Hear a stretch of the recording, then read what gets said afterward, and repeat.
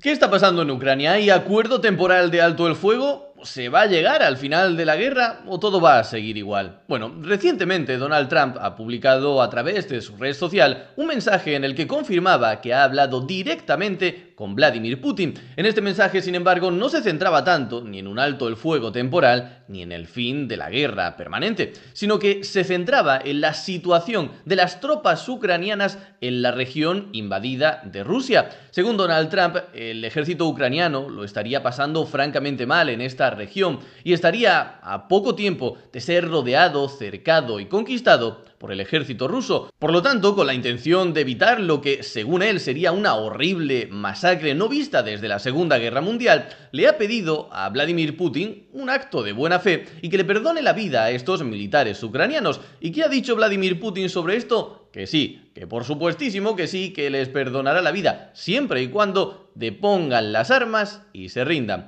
¿Y qué dice Ucrania de todas estas conversaciones? Pues que es propaganda rusa, que sus tropas, bueno, puede ser que no estén pasando por el mejor momento, pero que ni mucho menos están rodeadas, cercadas y a punto de ser exterminadas por el ejército ruso. Para que nos hagamos una idea, hablamos de esta región de aquí. Esto es Rusia, esta parte de aquí es Ucrania. La parte roja sería territorio ucraniano invadido por Rusia y la parte amarilla territorio ruso invadido por Ucrania. Al margen de lo que diga uno y otro bando, lo que parece estar claro es que las tropas ucranianas están cediendo terreno día tras día en esta región. Si el avance ruso es tan potente como Rusia dice, o menos, como señala Ucrania, bueno, solo lo veremos en los próximos días. Pero bueno, vamos ya a cuestiones más estratégicas. ¿Qué ha pasado con el alto el fuego? En primer lugar, sabemos que una delegación de Ucrania y otra de Estados Unidos viajaron a Arabia Saudita para reunirse e intentar llegar a un alto el fuego. Un alto el fuego temporal e inmediato de 30 días. Ucrania aceptó este alto el fuego sin condiciones.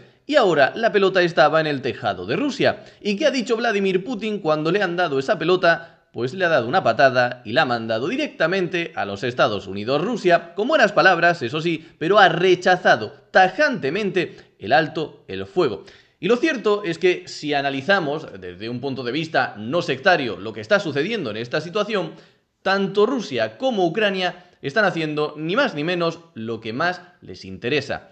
Ahora mismo Ucrania en el frente está perdiendo terreno día tras día. Por lo tanto, lo que más les interesa es que se firme un alto el fuego inmediato y luego ya seguirán hablando. Pero el caso de Rusia es al contrario. Rusia está ganando terreno día tras día. Por lo tanto, un alto el fuego inmediato ahora sería cortar de raíz la inercia positiva rusa en el terreno, en el frente. Y este quizás haya sido un error de Donald Trump a la hora de abordar estas negociaciones. Es decir, si tú quieres que ambas partes tengan incentivos para sentarse a la mesa y firmar un alto el fuego inmediato, lo que tienes que intentar es que en el campo de batalla ninguno de los dos bandos esté teniendo victorias importantes. Es decir, si actualmente en el frente, en la guerra de Ucrania, se estuviese viviendo una situación de empate técnico donde ni Rusia ni Ucrania avanzan, ambos países tendrían incentivos para parar inmediatamente esta guerra porque no estarían ganando nada y estarían gastando hombres y recursos día tras día. En cambio, cuando has debilitado precisamente al bando más débil y has dejado que el bando más fuerte tome mayor inercia, obviamente has creado un desequilibrio en el que a uno de los dos bandos, sí, lo tienes completa y absolutamente dominado, en este caso a Ucrania, que te va a decir sí o sí que quiere un alto el fuego inmediato para no perder más terreno, pero tienes al otro bando que está ganando y que por lo tanto no va a sentarse a negociar tan fácilmente. En resumen, para que nos situemos, parece que un alto el fuego temporal de la guerra es imposible y que no se va a dar en Ucrania. Lo que se va a dar, de llegar el momento, es un fin permanente de la guerra. Es decir, Estados Unidos y Ucrania querían unas negociaciones en dos fases. En un primer momento se para automáticamente la guerra, se dejan de matar y a partir de ahí se empieza una negociación de cara a terminar permanentemente esta guerra. Pero Rusia quiere que se haga todo en una única fase. Es decir, que cuando se pare definitivamente la guerra sea permanente. Y como ahora mismo quien tiene el poder en esta negociación es Vladimir Putin y Rusia, parece que finalmente nos vamos encaminando hacia ese punto. Descartado entonces la posibilidad de un alto el fuego temporal, lo que tenemos que preguntarnos es qué líneas de negociación se están siguiendo que va a ceder cada país para llegar a ese final de la guerra.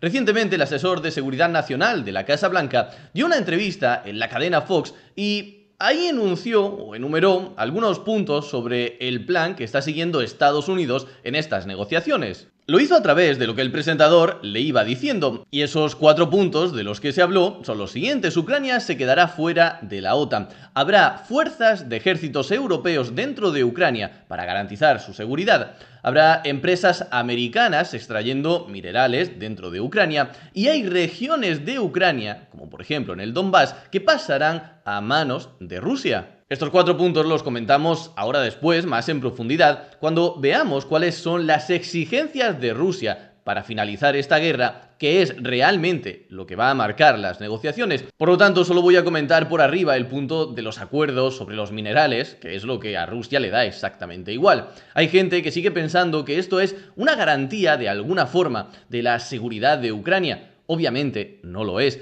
Marco Rubio, por ejemplo, ya ha aceptado que la seguridad nada tiene que ver con un acuerdo de minerales. En primer lugar, había empresas estadounidenses, tanto en Ucrania como en Rusia, que han salido perjudicadas en esta guerra. Por lo tanto, eso no te asegura nada. En segundo lugar, si Rusia decidiese invadir Ucrania en un futuro otra vez, podría perfectamente respetar los acuerdos que Ucrania tiene con Estados Unidos, respetar a las empresas estadounidenses, y Estados Unidos, por lo tanto, no tendría ningún incentivo para defender a Ucrania contra Rusia. Y ahora sí vamos ya a lo que yo creo que van a ser las líneas que van a marcar las negociaciones sobre el acuerdo final y permanente de paz entre Ucrania y Rusia, que son básicamente las exigencias de Vladimir Putin. No hay más. Tenemos que ir a lo que Rusia quiere y a partir de ahí podemos ir entendiendo dónde está dispuesto a ceder Vladimir Putin, dónde puede ceder Zelensky y a qué punto intermedio pueden llegar. En primer lugar, reconocimiento de los territorios anexionados como parte de Rusia.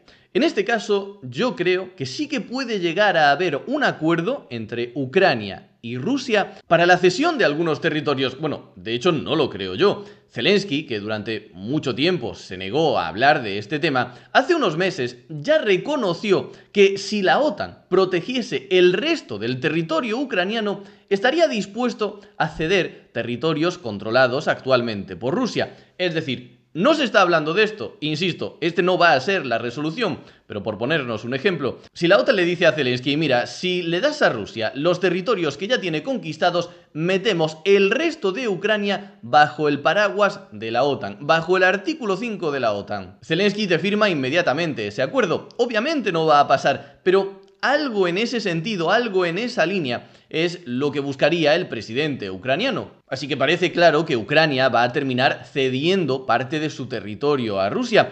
Otra cosa es la forma en la que lo haga, porque obviamente hay formas y formas. Vladimir Putin quiere que todo el mundo, la OTAN, Estados Unidos y la propia Ucrania, reconozca que estos territorios son oficial y legítimamente parte de Rusia, que no los van a querer recuperar en el futuro. Ucrania puede decir, en cambio, o mantener otra posición. Mira, yo renuncio a estos territorios, te los quedas tú, pero obviamente sigo teniendo reclamaciones sobre ellos. En segundo punto, neutralidad de Ucrania y renuncia a la OTAN. El más sencillo de todos porque básicamente ya está cumplido. Todo el mundo, Rusia, Ucrania, Estados Unidos y la OTAN en general, tiene claro que Ucrania no va a entrar en la OTAN. Así que este punto no creo que haya mucho problema. En tercer lugar, la desmilitarización de Ucrania. Es decir, que Putin quiere que Ucrania se quede sin ejército.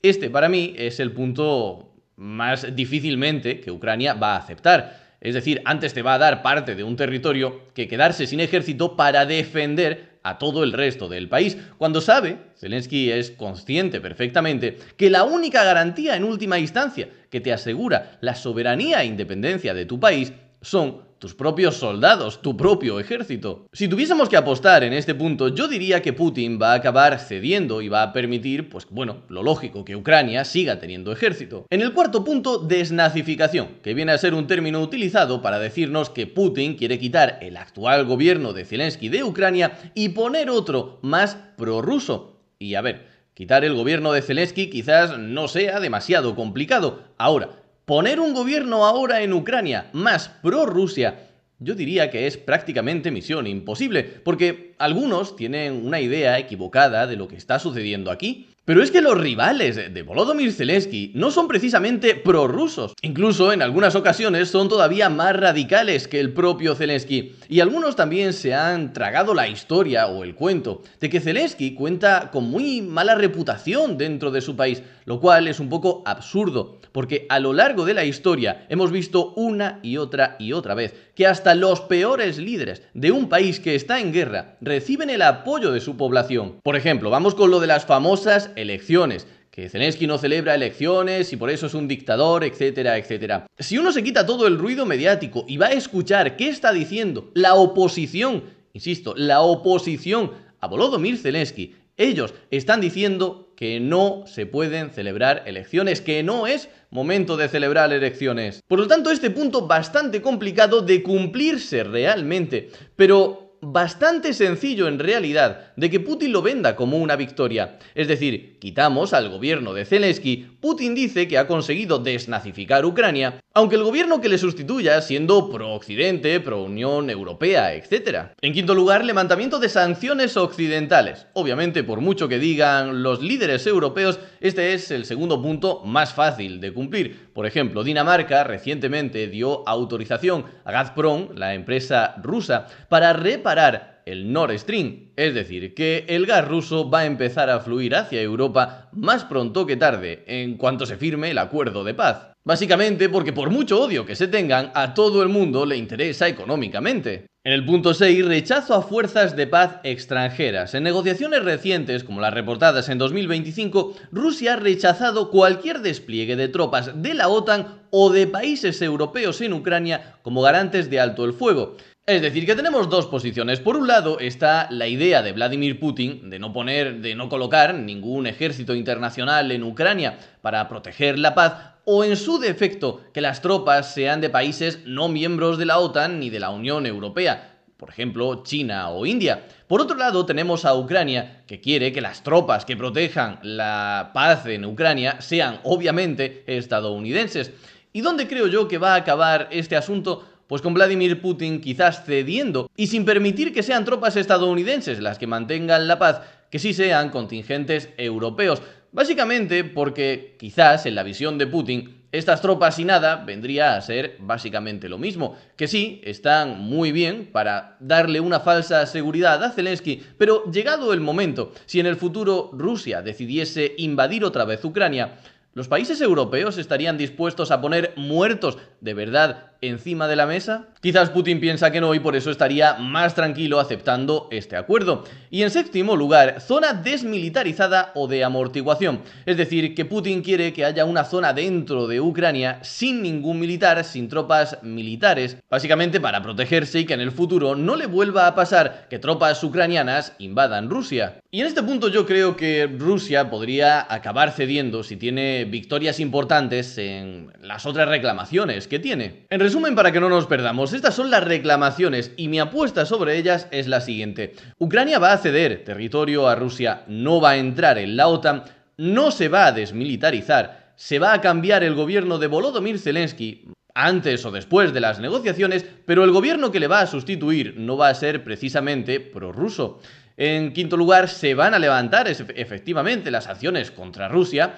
En sexto lugar, va a haber fuerzas extranjeras, pero van a ser europeas, y ya veremos de qué países. Y en séptimo lugar, no va a haber una zona desmilitarizada o de amortiguación. Aunque en este punto realmente tanto puede ceder Rusia como Ucrania. Y hasta aquí el resumen de cómo está la situación a día de hoy sobre el acuerdo de paz en Ucrania. Muchas gracias por ver el vídeo, darle a like y suscribirte para apoyar este pequeño proyecto. Como siempre, nos vemos en el próximo vídeo.